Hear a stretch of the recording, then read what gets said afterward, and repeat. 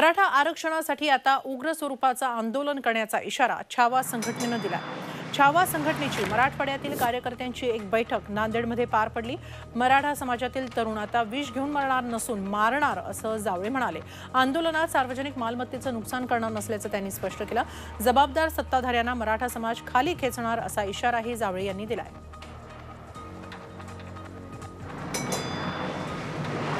मराठा आता मरायला आणि मारायला सुद्धा मागे पुढे पाहणार नाही। इतक्या शेवटच्या टोकाला मराठा समाज आलेला आहे।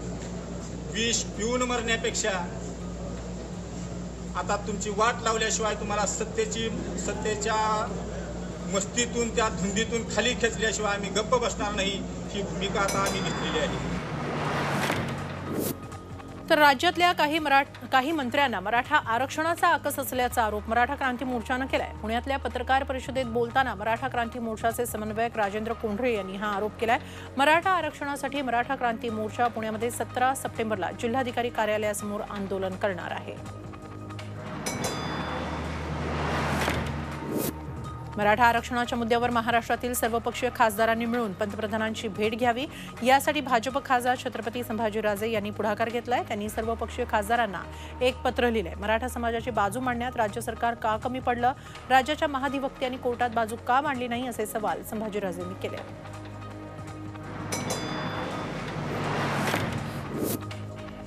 सोलापूर जिल्हा 21 सप्टेंबरला बंद ठेवण्याचा इशारा मराठा क्रांती मोर्चानं दिलाय। कोरोना काळात सर्व नियम पाळत हे आंदोलन होईल। मराठा समाजाचं आरक्षण टिकलं पाहिजे यासाठी सोलापूर जिल्ह्यातील मराठा क्रांती मोर्चा आता आक्रमक होतोय। सोलापूर जिल्ह्यातील प्रत्येक तालुक्यात याबाबत जनजागृती सुरू आहे। मराठा क्रांती मोर्चाच्या वतीनं आज परभणी जिल्ह्यातील सर्व आमदार खासदारांच्या घरासमोर निदर्शनं करत आंदोलनं करण्यात आली। परभणीचे खासदार संजय जाधव, राज्यसभेवरील खासदार फौजिया खान, परभणीचे आमदार राहुल पाटील, जिंतूरच्या आमदार मेघना बोर्डीकर आणि पाथरीचे आमदार सुरेश वरपुडकर यांच्या घरांसमोर सकल मराठा समाजाच्या वतीनं जोरदार घोषणाबाजी करत आंदोलनं झाली। मराठा आरक्षणासाठी 23 सप्टेंबरला कोल्हापूरमध्ये राज्यव्यापी गोलमेज परिषदेचं आयोजन करण्यात आलंय। या परिषदेत पुढील आंदोलनाची दिशा ठरवण्यात येणार असल्याची माहिती मराठा आरक्षण संघर्ष समितीचे नेते सुरेश पाटील यांनी दिली आहे। राज्यभरातून मराठा संघटनांचे नेते, याचिकाकर्ते आणि पदाधिकारी परिषदेत सहभागी होणार आहेत।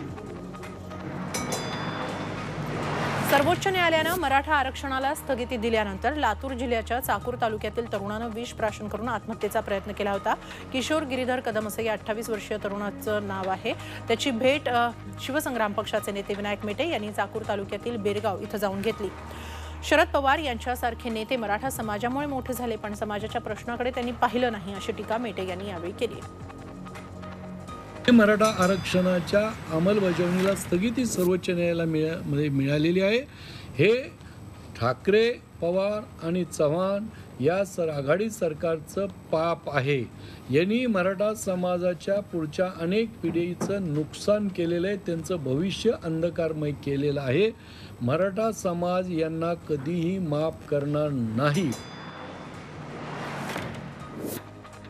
अलिबाग तालुक्यातील वीज बिलं माफ करावीत यासाठी शिवसेनेच्या शिष्टमंडळानं आज महावितरणच्या अधिकाऱ्यांची भेट घेऊन याबाबत चर्चा केली आणि आपल्या मागण्यांचं निवेदन दिलं।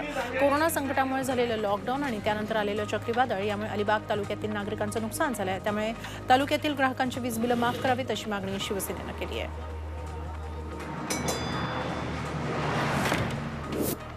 बुलढाण्यामध्ये 12 सप्टेंबरच्या मुसळधार पावसानं जिल्हा सामान्य रुग्णालयातील प्रसूती कक्षाचं पितळ उघडं पडलं। प्रसूती कक्षात पाणी साचल्यानं गरोदर माता आणि इतर महिला रुग्णांना नाहक मनस्ताप सहन करावा लागला।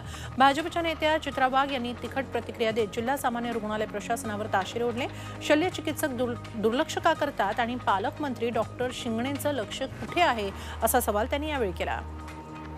पैठणमध्ये जाणाऱ्या महामार्गावरील पैठण येथील गोदावरी नदी पुलावर मोठ्या प्रमाणात लोकांची गर्दी जमते। नदी दुथडी भरून वाहत असताना काही लोक जीव धोक्यात घालून नदीत पोहण्याचा प्रयत्न करतायत। नदीला सध्या मोठं पाणी आहे, त्यामुळे काही विचित्र अपघात घडू शकतात। लोकांना याची जाणीव नाही, किमान त्यामुळे प्रशासनानं तरी याकडे लक्ष द्यावं, तरच अपघात टळू शकतील अशी अपेक्षा व्यक्त केली जाते आहे।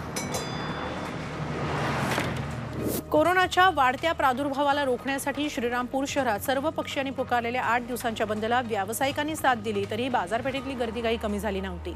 या जनता कर्फ्यूचा आज दुसरा दिवस, पण जीवनावश्यक सेवांसाठीही लोकांची गर्दी दिसूनच आली।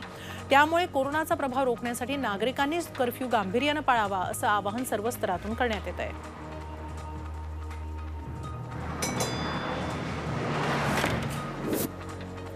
श्रीरामपुरातील सर्व पक्षीय संघटनांनी पुकारलेल्या जनता कर्फ्यूला उत्स्फूर्त प्रतिसाद मिळतोय। कोरोनाच्या वाढत्या प्रादुर्भावाच्या पार्श्वभूमीवर श्रीरामपूर शहराच्या हद्दीत 8 दिवसांचा जनता कर्फ्यू करण्यासंदर्भात सर्व पक्षीय तसंच संघटनांनी निर्णय घेऊन जनतेला आवाहन केलं होतं। या आवाहनाला श्रीरामपूरकरांनी उत्स्फूर्त प्रतिसाद दिला आहे।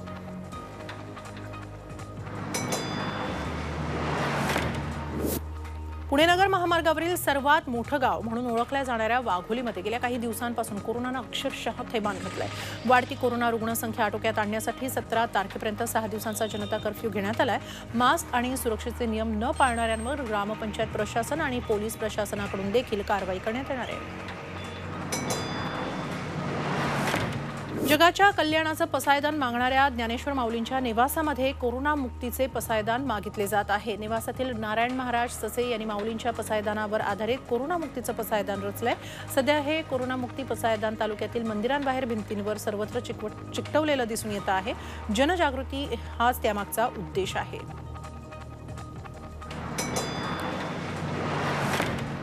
चंद्रपूरमध्ये गेले 4 दिवस जाहीर करण्यात आलेली जनता संचारबंदी संपली। चंद्रपूरच्या कृषी उत्पन्न बाजार समितीत नागरिकांनी एकच गर्दी केली। 4 दिवसांच्या जनता संचारबंदी दरम्यान सुमारे 1200 रुग्ण वाढ नोंदवण्यात आल्यानंतर या जनता संचारबंदीचा नेमका काय फायदा झाला याचं मात्र मूल्यमापन झालेलं नाही।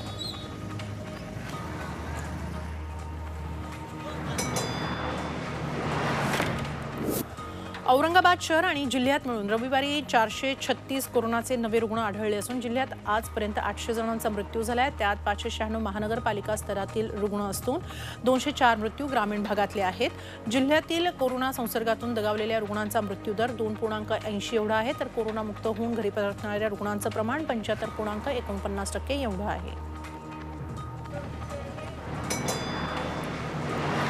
नागपुरात कोरोनाचा प्रादुर्भाव वेगानं वाढतोय। बाधितांचा आकडा 50,000च्या वर गेलाय। कोरोनानं अनेकांचा बळी घेतलाय। अजूनही अनेक जण कोरोनाबाबतच्या नियमांचं उल्लंघन करतानाच दिसतायत। विना मास्क फिरणाऱ्यांविरोधात 200 ऐवजी 500 रुपयांची दंडात्मक कारवाई करणार असल्याचं गृहमंत्र्यांनी स्पष्ट केल्यानंतरही परिस्थिती जैसे थेच आहे।